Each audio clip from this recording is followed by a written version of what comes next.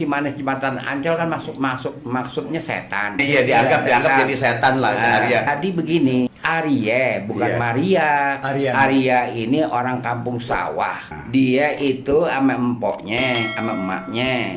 Bapaknya meninggal. Juragan sawah ajak dia tinggal di situ. Begitu udah gede, juragan naksir. Mau dikawinin, nggak mau, dia nolak. Iya, Akhirnya karena paksaan kenceng, Iya. dia ngabur. Dia larinya ke arah Sunter, Bendungan Dempet. Iya. Kan ada namanya Bendungan Dempet. Bendungan Sunter. Dempet, iya. Nah di situ dia dipegat sama Piun dan Sura. Ini suruhannya Ui Tambahsia. Dia kan terlatih main silat si Iya. Arya. Dia Iya. ngelawan. Pergerakan tuh sampai ke Jembatan Ancol. Ancol. Nah di situ dia Oh, apes deh, ampas. meninggal.